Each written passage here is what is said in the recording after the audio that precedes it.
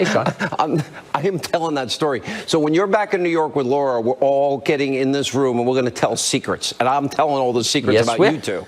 Tucker. Yes, we are. Oh, it's coming out. Thank you, Sean. All right, good to see you. Great show. Welcome, I'm embarrassed already. All right, we are 98 days away from the single most important midterm election in our lifetime. We are 440 days into Robert Mueller's corrupt political witch hunt. And today, the trial of Paul Manafort kicked off in a Northern Virginia courtroom. You would think it's the trial of the century. It's not. But he's facing potential life in prison over a tax charge that had nothing to do with Russia from 2005. Now, today, the trial of Paul Manafort kicked off in what are about alleged crimes. Let me tell you right now, had nothing to do with President Trump or Russia or collusion. Nothing. Now, instead, the prosecution of Paul Manafort, it represents yet the latest and another example of Team Mueller turning the screws on a one-time Trump ally in order to extort anything on President Trump.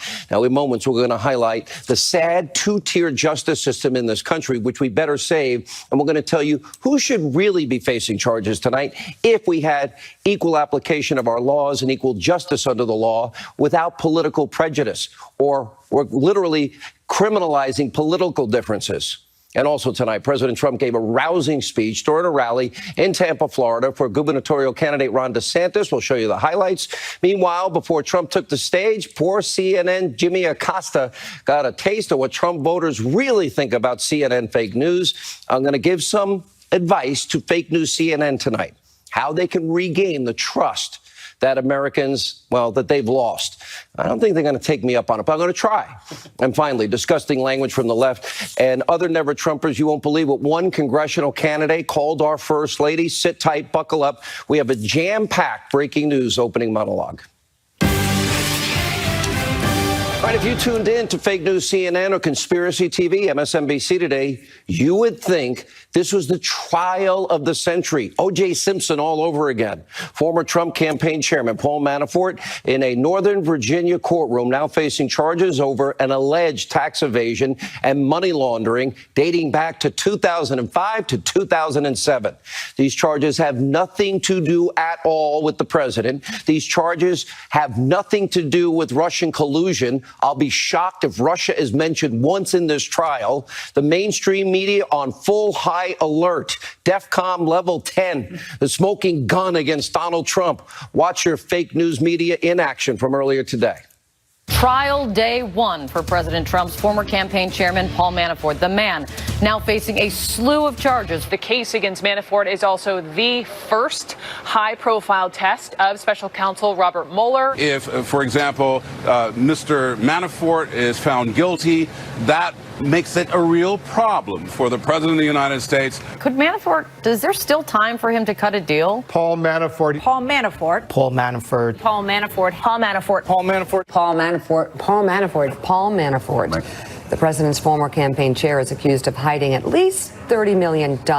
We're going to learn the nitty-gritty details about Paul Manafort's financial situation. A jury has just been seated in U.S. versus Paul J. Manafort. Did you see what color tie Paul Manafort was wearing? He did not either, because he's sat with his back to us.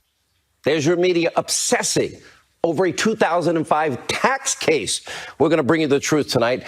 Everything you're watching on the news media, it's all political. This is the weaponization, very dangerous, of our justice system. You have Paul Manafort, like Lieutenant General Flynn, Michael Cohen, and others being targeted because of their one-time association with Donald Trump. And look, let me be clear. I have no idea what Paul Manafort did in 2005, 6, or 7. But it wasn't with Russia. And I do know the special counsel investigation is literally trying to throw the book at him. They want to extract negative information only about the president. It's the only reason why this is happening. Or as the judge in this case, overseeing this case, literally said early on, telling Mueller's, quote, legal team, led by the corrupt Andrew Weissman, I don't see what relation this indictment has with anything the special prosecutors authorized to investigate. You don't really care about Mr. Manafort's bank fraud. You really care about what information Mr. Manafort can give you that would reflect on Mr. Trump or lead to his prosecution or his impeachment or whatever. And Judge T.S. Ellis goes on to say that Mueller wanted to, quote, tighten the screws, all in an effort to make Manafort sing or compose. By the way, composing means I'll say whatever you want if you don't put me in jail. I'll make up any story you want. That's the only reason this trial is happening. Now, if found guilty, Manafort faces, for a 2005 tax case, up to life in prison over financial-related charges. Has nothing to do with Russia at all. Nothing to do with President Trump. I think he worked for the president less than 100 days. In fact, witnesses have been instructed to avoid using Trump's name altogether in order to prevent political bias from playing a role with the jury. Now, without a doubt, Manafort's aggressive prosecution from a special counsel who is supposed to be investigating Russia is just one more clear example. In the United States of America today, sadly, we have a two-tiered system of justice in this country. Anyone ever associated with President Trump is now under the legal microscope. But Hillary Clinton, 2016, exoneration before investigation. Literally, they were writing it in May. They don't interview her till July. 3 days later, she's out free. And we know she committed crimes. We know the server was hacked by foreign entities. We know she violated the Espionage Act, mishandled secret intelligence. Where is that server? Where are those emails? Why did she destroy classified top secret information? We all know that if any of you out there, if you were to delete subpoenaed emails, acid wash your hard drive with BleachBit, bust up your devices with hammers, eliminate their SIM cards after they're subpoenaed, you would be charged with obstruction of justice. So the question really tonight is, why isn't Hillary Clinton on trial for violating the Espionage Act, for obstructing justice? Then, of course, we got Clinton's dirty Russian dossier filled with Russian lies to influence the election and literally brainwash the American people and misinformation campaigns before the election. Why isn't Mueller investigating that collusion? And then there are high-ranking officials who lied to FISA judges 4 separate times. They didn't verify the information. They didn't corroborate the information. The information that they presented to the judges turned out to be untrue. Why aren't they on trial? Why didn't they tell these judges that Hillary Clinton literally paid for that information? They purposely withheld that information from the judges. Comey signed off on the FISA application. Sally Yates signed off on it. What about Strzok and Page? They steered 2 investigations, one in favor of the candidate they loved and one against the candidate they hate.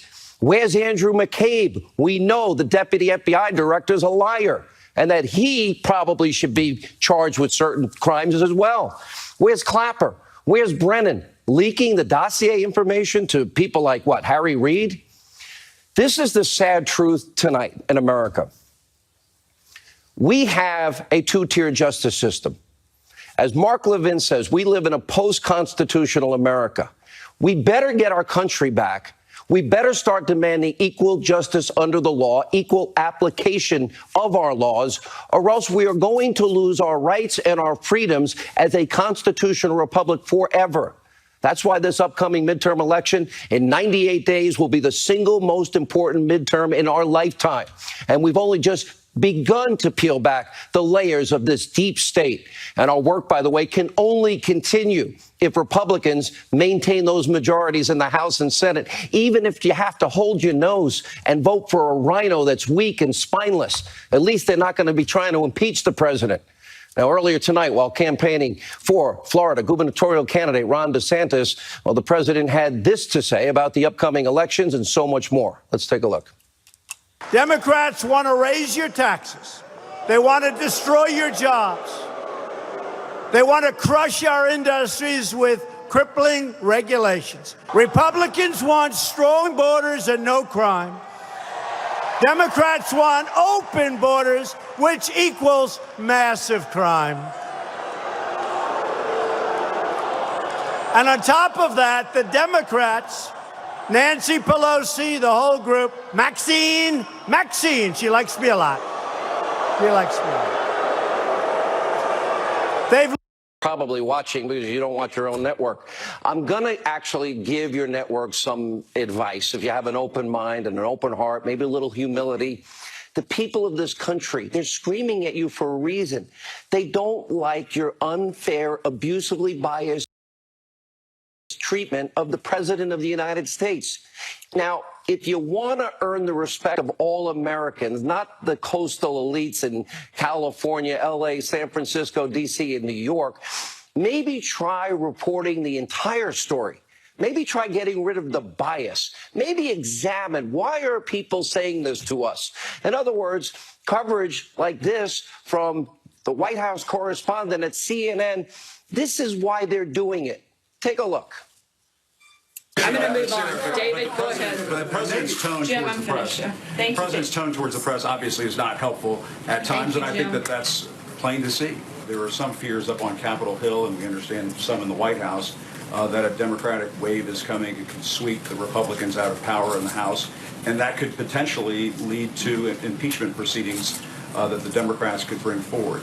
What is the president's thinking on that? What is your thinking on that? You understand how Andrew? the law could be different than border security, Sarah. Border security can mean actually, drones, I don't, it could mean agents, it could mean more fencing. It doesn't necessarily mean a physical And that's part of the wall negotiation that we expect Congress to have. But you understand Democrats are saying that they may not be in favor of this kind of deal. But they say thanks, but no thanks for the wall. Jim, I'm not negotiating with you. I'm going to let Congress take care of that. What we're witnessing right now is just this erosion of our freedoms in terms of covering the President of the United States. I think that there are moments when this president is just really sensitive to criticism, and he lashes out in this fashion. That is just a strange and unpresidential thing to do, to be throwing rolls of paper towels at people. The last three news conferences, Wolf, all of the questions to the American news media have been handled by conservative press, and I think, Wolf, there's no other way to describe it, but the fix is in. The Statue of Liberty has always been let me ask you a question. Of hope to the world, for people to say, do you believe, people to this country, and they're not always going to speak English, Stephen. Jim, they're not do you always believe, going to be highly skilled. They're not always going to be. Jim, I appreciate your speech. I think we saw the president's true colors today, and I'm not sure they were red, white, and blue. Not red, white, and blue. Jim Acosta, that's called opinion. And you're extremely rude. Oh, and a liberal partisan hack. That's why Americans don't trust you or fake news CNN. You pretend to be fair and unbiased journalist. You're not. You're not reporting facts. You're giving your opinion. You're an opinion channel. Every minute of every day, every week, 24/7, hate Trump. And it's pretty obvious, and the people see it. So instead of maybe doubling down on your anti-Trump race, analyze objectively the overwhelming, nonstop, hysterical coverage against the president. In other words, maybe you'll have better luck getting an interview if you start being a little fair. Maybe, just maybe, you'll take my advice. I tend to doubt it. We do have a recent study, Fox News. That's right, this channel, not fake news CNN, is among the most trusted brands in TV news. Now, sadly, I doubt CNN is going to take my advice. So while CNN continues to trash the president hour after hour, minute after minute, day after day, many on the left, other never-Trumpers are engaging in rhetoric that is even worse, literally bottom of the barrel. Now, this week on Twitter, one congressional candidate from Oregon used one of the single most vulgar terms to describe the First Lady of the United States. Imagine the outrage if a Republican candidate ever said the same thing about the former First Lady, Michelle Obama. The outrage from these very same people would be nonstop. But the media has largely ignored this story. Still, some Republicans are calling for Twitter to ban this deranged Trump hater from their social media platform. We're not going to hold our breath. But with 98 short days until these important midterms, each night on this program, we will do something that your mainstream media will not do. We'll actually show you the very worst rhetoric coming out of the Democratic Party. It happens every single election cycle. They will call Republicans racist, sexist, misogynist, xenophobic, homophobic, Islamophobic, who want dirty air, dirty water. They want to throw Granny over the cliff and kill children. And just like the attacks on Melania Trump, there is only one way to counter the deranged left wing in this country. If you care about your rights, if you care about this country, if you care about the president's successful agenda, you better get your ass and go vote in November, because the future of the country does depend on it. Democrats have their post-election agenda in place. If they win in 98 days, you see on the screen what they will do. All right, before we get to our guest tonight, I got to wish a good friend of mine, Pete Constantino, a happy birthday. Now, he's a friend. He is a gifted, brilliant brain surgeon who has saved the lives of so many, including many in our military. Happy 50th birthday, Pete. All right, joining us now with reaction, our opening monologue, Fox News contributor Sarah Carter, author of the #1 book in the country, The Russia Hoax, The Illicit Scheme to Clear Hillary Clinton and Frame Donald Trump, Fox News legal analyst Greg Jarrett. Let's start with the Manafort trial. Will Russia get mentioned here? No, Russia won't get mentioned. Collusion won't. Trump campaign won't. This is a perfect example of you will be persecuted and prosecuted if you so much as shake hands with Donald Trump or join, however briefly, his presidential campaign. If you're friends of Hill and Bill, wow, you get a sweetheart deal or immunity or a get-out-of-jail-free card. She should be, and should have been a long time ago. But James Comey abused the position of his office as FBI director to clear Hillary Clinton in the face of compelling evidence of criminality in order to clear her path to the presidency. And on the very day he cleared her, he launched the investigation of Donald Trump meeting secretly with the author of the anti-Trump dossier, who was on the payroll of Hillary Clinton. And he was off to the races to destroy Trump. And really, that's the thesis of the book, The Russia Hoax. You know, Sarah, you have broken a lot of stories right here on this very program. And I'm watching a 2005 case that even the judge says, you don't care about Manafort's taxes. What you care about is putting the screws to Manafort so he sings or composes so you can prosecute or impeach Donald Trump. That's the only reason we're here. And all these other people whose corruption you've exposed and helped expose with Greg, they're not on trial today. I think every American needs to be worried. Well, remember, Sean, Judge Ellis himself said he begrudgingly moved forward with this case only because Rod Rosenstein gave so much latitude to special counsel Mueller. So he gave him all this latitude. Let's not forget that Andrew Weissman is in charge of this case, right? Andrew Weissman, who, by the way, had met with the Associated Press the day before the Associated Press wrote that big expose. This is before he joined the Manafort team. And the Associated Press wrote that big expose on Paul Manafort on April 12th, 2017. And now they're fighting that. You know, Weissman was never removed from this case, and it should have been investigated because the FBI themselves, the people that were in that meeting with the AP, had actually filed a complaint against Weissman. And we're seeing a case that in 2014, the government had the opportunity to go after Paul Manafort. I don't know what he did. You don't know everything that he did. I mean, this is a case, but they decided to pass on it. I don't know anything about the Ukraine deals that he did.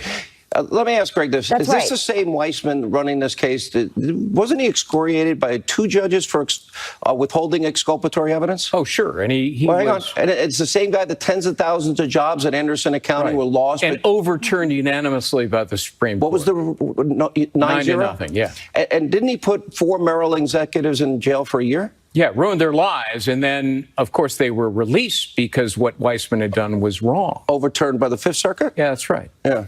Why would somebody hire somebody with that record that has been excoriated by judges for withholding exculpatory evidence? You do it if you want to hire a team of partisans to be unfair and not neutral, and to conjure a case out of thin air against somebody who's innocent. That's what they're doing here. And this is all in your book, right? It is. This is a perfect example of what happened today in court. Prosecutors tried to smear Paul Manafort simply because he's rich. And the judge stopped them and turned to the jurors and said, it's not a crime to have a lot of money.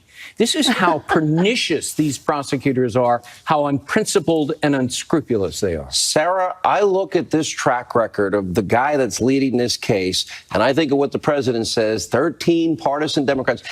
isn't one of the hires not just Andrew Weissman, Jeannie Ray? Tell me if I'm wrong. Did she ever work for the Clinton Foundation as a lawyer?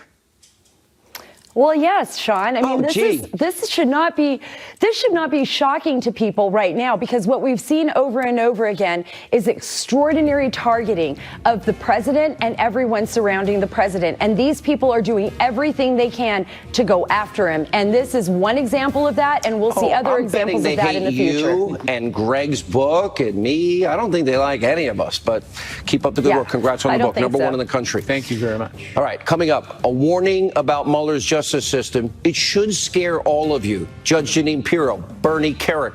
Important interviews coming up next as we continue.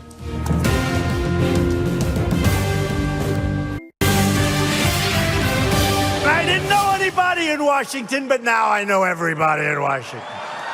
I know the good ones, I know the bad ones. I know the wonderful people, and I know the scum. And America now is winning again, like they haven't won before. I am for America first and the American worker. We want to be a puppet for no one any longer. We're not going to be a puppet any longer. All right, that was the president earlier tonight in Florida. President Trump is staying focused on implementing his agenda, keeping his promises, while the Russia witch hunt continues despite zero evidence after 400 and whatever many days of Russia collusion. Today, former New York City Police Commissioner Bernie Kerik, he wrote an op-ed, very important, quote, Mueller's weaponized justice system should scare all Americans. Bernie Kerik, hero of 9/11. Joins us in studio, along with the author. She is now the #1 best-selling author, the New York Times. Now, that is the hugest accomplishment for a person that I love, admire, and she fills on this show, and she's got her own show, Liars, Leakers, Liberals, The Case Against the Anti-Trump Conspiracy, host of Justice Judge Jeanine Pirro. Now, here's a problem I have. So Greg's book came out much after yours. Your book has been #1 on the New York Times list. Okay, he's #1 on Amazon. So I got the two #1 people here, and I have to say, we love you. We all come on to be on your show. All right. Well, I love it when you fill in. Here's what I'm worried about. I want to bring people inside the justice system. This is a different discussion. Sammy the Bull Gravano. Didn't they know he killed 19 people? They did, right? Yeah, of course. Okay. They gave him a deal. They said, if you testify, I think it was against John Gotti Sr. at the time. Okay. The Teflon Don. If you testify, we're not going to put you in jail for killing 19 people. Some say 20. He then gets the government to give him a house in Arizona and a witness protection program. In other words, they put the screws to him. If you sing or compose, I don't know what he did. I don't remember the case. We're going to give you a sweetheart deal. Now, you got all these people getting sweetheart deals in the Manafort case. So here's my question as a judge and as an attorney. How often do they offer deals like this? And aren't there many people that are saying, well, what do you want me to say to keep me out of jail? Well, look, there's no question, and it speaks to the article that Bernie wrote today, and that is that U.S. attorneys very often have a political agenda, and that political agenda will determine whether or not they want to forgive someone who has murdered 19 people that they can prove beyond a reasonable doubt so that they can go after someone else. They're going after Mueller, and Bernie can talk about this, because they want to squeeze him. They're going after Michael Cohen. Why would you ever let somebody who killed 19 people make a deal? Isn't he going to say whatever you want him to say? Well, you know what? When I was a DA, I would make deals with drug dealers to get after the guy who was above that drug dealer. You do it all the time in law enforcement. Okay, but what credibility do they have, Bernie? And this goes to the heart of your article today. Listen, the credibility is slim, and here's the problem. Every one of the people I mentioned in the article, Cohen, Flynn, and Manafort, they are specifically investigative targets just because they knew Trump, just because they were associated with Trump. Yep. All three. And Cohen, who I'm pretty disappointed with at this stage, but Cohen, ironically, was his attorney, and they targeted him intentionally for this reason, to create a conflict, make him a witness, and guarantee that he can no longer talk to Trump. That's the purpose behind targeting the attorney. And now, You know, you talk about what they did with Sammy the Bull. They charged Michael Flynn with one false statement. By the way, both One FBI false agents statement. and Comey said they didn't think he was lying. Right. And he's had to sell his home. And they said, well, we're going to go after your kid. I'm assuming that happened. And I guarantee you it happened. And he said, so what father's not going to dive on the sword to kill themselves for their kid? Did he do that? Well, Probably. there's no question. They do it all the time. That's what they do to get people to plead. We're going after your Well, how son, your stupid am accountant, I? your mother, your daughter. We want this guy, and in order to get him, everyone he's ever touched is who Why we're gonna go would a after. That's jury what they ever do. believe somebody who cut a deal to save their ass? Because the prosecutor will pick a jury and he will tell them, look, this is the only way we can prove a crime. We don't even like doing what we do. And then the jury says, well, wait a minute. And what they're doing in the Manafort case, they're bringing in all kinds of evidence to show he thinks he's above the law. He bought Persian rugs and he bought an ostrich jacket. Right, how great was the judge today? If you're, excuse me, if you're wealthy, it's not a crime. Right. He's great. He's a great I'm gonna tell you judge. something. I give this judge a lot of credit. Emmett Sullivan, the judge in the Flynn case, the new judge. These guys know. Sullivan said, I'll decide what's exculpatory. Give me all of it. No, that's exactly right. And that's fortunate for these men because normally that's not the case. Normally, the prosecutors, federal prosecutors, sort of run rogue over these cases. And when they do so, the judges sit back and let them do what they want. If I'm on a jury and I'm listening to the defense ask, now, did you cut a deal with those guys over there? So did they threaten to put you in jail? Did they say you're not going to go to jail if you do this? I'm dismissing that person. Because I don't believe you. If you cut a deal to get out of jail, you're going to be honest. You were basically bribed and paid. Well, true or false? True or false? If you are going to do that, yes. But if you have people sitting on a jury and the prosecutor already has them, Aren't they bribing the witnesses? Yes or no? Yes or no? Yes, yes. I They're agree. bribing the witnesses. But John, it's even worse than that sometimes. They're bribing the witnesses to get them to testify, but a lot of times compose. And it's what Alan Dershowitz said earlier. They extort testimony that's false out of these people. That's what Judge Ellis meant when he said sing or compose. What would you like me to say to keep me out of jail? Look, it's the same with Michael Cohen. I said on my show this weekend, that guy, he'll confess to sinking the Titanic because he wants to get out of jail. And when the jury looks at him, they're going to say, well, the prosecutor makes a good case. They had to do this to get the evidence. Otherwise, they can't get the bad guys. I'm sorry. I don't believe bribery is the only way to get Do you know what evidence. the conviction rate is in federal prosecutors? 97, 98%. 98%. And in state courts, it's 65 to 75% around the country. The feds got you by the short. By what? Did you have to say that? That's not going to make news. You're going to be on the headline of Media. Why did you say that? Because I want them to know. My point is that the feds, when they squeeze you tight. All right. Good to see you both. We got to roll. By the way, Judge Piro's book right now on the New York Times is the number one. Say it, Bernie. Number one. Liars, leakers, Washington liberals. Post, in stores everywhere. Greg's is number one on Amazon. You've been out for how many weeks? Number one on Amazon. Yeah. Proud of you. All right.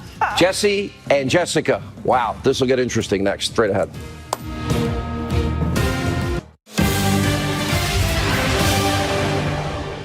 Just last week, it was announced that the U.S. economy grew at 4.1% last quarter.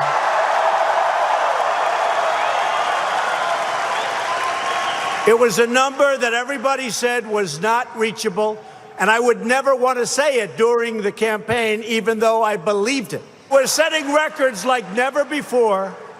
Since the election, we have added 3.7 million new jobs. They would not have believed it. We're in the longest positive job growth streak in history. Think of that. That was the president earlier tonight, Tampa, Florida, touting his economic accomplishments since taking office. Now, Trump's record does speak for itself, but with the midterms 98 days away, Jessica's friends are working overdrive to downplay and discredit this record. This is what The Hill yesterday reported, quote, celebrities dive into midterms hoping to thwart Trump. Here with reaction. He's got two shows, not one, two. Host of Waters World, co-host of the hit show The Five, Jesse Waters, and Fox News contributor Jessica Tarlov. All right, let's just go through it really quick. Obama, 13 million more Americans, food stamps, 8 million more in poverty, lowest labor participation rate since the 70s, worst recovery since the 40s, lowest home ownership rate in 51 years, accumulated more debt than every other president before him combined. Trump, 4 million new jobs created, the best labor participation rate that we've ever had, record low unemployment, 14 states, Hispanic Americans, African Americans, Asian Americans, women in the workplace, and we have more jobs available in America than we have on unemployment. This is the single greatest economy that we have had in 10 years. Tell me what's wrong with that. Why would you want to go back to your friend Obama's record and agenda? Because he did better. Oh, God. You just lost. I didn't just lost. No, you just absolutely lost. not. President Obama added over 11 million jobs. He got the unemployment rate down from 7.8% to 4.8%. There are 15 million Americans who are insured now because of President Obama. It is true. Don't shake your head. I didn't shake my head at you. I'm not calling you stupid, but it's the economy stupid. When Obama was in charge, You've he gotten averaged so mature. That's real maturity. I got to cover my bases. When Obama was in charge, it was 1.6 average GDP growth. Trump's already averaging near than 3% growth. Wages are up. The stock market's up 30%. Actually, the wages are the problem, and the president tweeted that record low unemployment. And then what happened during the State of the Union? No one even clapped when that was announced because you guys are running on socialism, open borders, and impeachment. The face of your party is Maxine Waters. What is she going to chase everybody out of a restaurant? And Nancy Pelosi, the most unpopular politician in America. And then you have Trump, a stable genius at 48%. I'll go with Trump. He's not at 48%. Yes, he is. Rasmussen has him at 48. Rasmussen at one point had 51. Talk to any pollster about the Rasmussen poll, and you'll get a very different reaction. Rasmussen nailed the 2016 election. I'll take that over the fake news polls. Rasmussen did nail the 2016 election. Okay. Actually, a lot of pollsters got the 2016 election. Jesse, no, it's not. Also, Maxine Waters is not the face of our party. Also, Hillary Clinton isn't either, if you're about to say that. Who is the face? Who is the face of the party? A lot of different people are. Depends where you are. It's a local. I can tell you the face of the Republican Party. Yeah, I can. I'm not a big fan of that Donald face. J. Trump. I have more things to say also. Yes, he got 4.1% GDP growth. President Obama got that, 4 quarters? He even made it over 5%. What was his average in 8 years? 1.6. Yeah, we'll see how this president ding, ding. does, who also told you, oh, maybe I'll get to 7, 8, 9%, which is utterly ridiculous. I remember when we'll Barack Obama was talking about bringing jobs back. 300,000 manufacturing jobs left America under Barack Obama. Donald Trump already added 300,000 Hey, Jesse, manufacturing jobs. He said those jobs are never coming back. Never coming back, and they did. I don't know why you're, first of all, grading someone on 2 years of this. President Obama he's doing better in 2 years than Obama did in 8. I know, and I've read Charlie Kirk's tweets where he says, Donald Trump has accomplished more in 2 years than President Obama did in 8, but it's factually inaccurate. We have 2 minutes Donald left. I already have the winner, but go ahead. You said you were going to be fair tonight. I am being fair. I've come armed with statistics. You have a lot of ground to cover in 2 minutes. But I feel like I'm doing a good job. Let's talk about solar and wind energy. I know that's a big winner for you guys. Wait a minute, Solyndra. Solyndra. It went up 369%. Yes, there was a decrease in coal jobs. You know what the future is going to be? Flex fuels. Okay. The future, and America will be the world's dominant producer of energy by the end of the Trump administration in 6 years. So you don't think it'll be clean coal? Well, that's going to be part of the solution. You could actually make flex fuels, ethanol out of it. Okay. What do you think about the farm subsidies? What do you think about the tariff war? How does that trade war feel? You know what I think a good trade was? Trump put America first instead of America last. That's a good trade. Is that how the soybean farmers feel? You know what it's like? Short-term pain for long-term gain. It's like when I go to the gym, no pain, no gain. Yeah, I've heard that. I don't go to the gym that often, but I have heard people say that. The soybean farmers, not big fans. Those who work at Coca-Cola, I know Caterpillar managed to earn enough that they could offset the fact that they'll have to raise prices. What happened last week with Europe? Was it a trade war, or did we get a better deal? We haven't seen the final settlement there yet. We're moving towards progress. Did we get a better deal, or did we get a trade war? We got a better deal. We got a better deal. You don't know what you have yet. Would we have gotten a deal if the president didn't negotiate it? No, obviously you have to bring it up. So, a concession. Yeah, well, it's not really a concession. So say thank you. You can say it. Say thank you, President Trump. And the president also got the European countries to pony up more to cover the cost of it. Aren't you happy, seriously, that all these manufacturing jobs are back? Of course. Aren't you happy the economy's doing well? Of course, but that doesn't mean that... You know what the problem is for your party? Every bit of good news is bad news for your attempts to take back power. No, I don't think that's they don't true. like it. If you look also how the president Bill Maher is said rated, it. He hopes for a recession. I don't agree with Bill Maher on that. I don't know any Democrats who are the face of the party or not who would say something like that. The president, yes, is rated extremely high. Stop. I actually think I've killed it this evening. Delusional. And now you guys are so desperate you're bringing celebrities to campaign. What's Madonna So going to blow up the White you House? guys would love it if a celebrity wanted What's to De Niro campaign going to punch for you. Trump in the face? Would love it. Kanye West sends out one tweet in favor of the president, and you guys are riding high on it because we'll no take celebrities Kanye, you take are fans Barbara of your party. Streisand. How's that for a fair Oh, trade? that's a trade I would You definitely could have all of take. Hollywood if you really want it. You take Yeah, it. are you You've guys got them going to already. see Bette We'll take Midler the and Hello country. Dolly? She's supposed to be amazing. You know what? What? Not a theater buff? It was a bad day for you. It's Jesse's world. He owns it. There you go. All right, bye. Bye. All right, when we come back, I love this story. The president pardoned Alice Marie Johnson. She was going to, she spent 20 years in prison. But thanks to President Trump, she's here. Her incredible story next.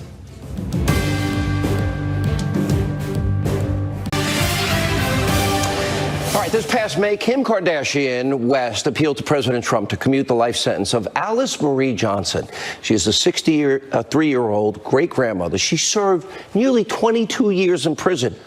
One offense, a first-time nonviolent drug offense, life sentence. It's insanity. President Trump did rightly commute Alice's sentence. And you all remember, this was I'm getting goosebumps watching it now, an emotional video. Alice reuniting with her family early last month after nearly 22 years behind bars. By the way, Kim Kardashian is receiving backlash after refusing to malign the president in an interview with Mr. Weinstein Jr., Jimmy Kimmel last night. Take a look. I'm very hopeful that more good things are going to come out of our conversations. I have nothing bad to say about the president. You know, Right, he's done 'cause you something still have people amazing. on the list. So you know? I'm very focused, and but I don't agree with everything either. You know, and I had no idea what to expect, and going in there, I just was like, look, I'm going to be focused, and it really turned my idea around in this category. Here's reaction live in studio. Alice Marie Johnson, I am so honored you are here. Thank you. I am so happy you are out. Thank you. I don't talk about conversations I've had with the president, but I did when I saw him last. We talked about you. That video moved his heart, and he actually said to me, I'm going to do more of this. How do you feel? I feel this does not seem real. My sister's in the studio with me tonight. Hi. Yeah. She's the one who ran out and brought the roses to me. The reaction that I'm getting from the public, every single place that I go, if people recognize who I am, they hug me, they tell me how happy they are that I'm home, they tell me how much they were praying for me, and how they followed from the day Kim went to the White House.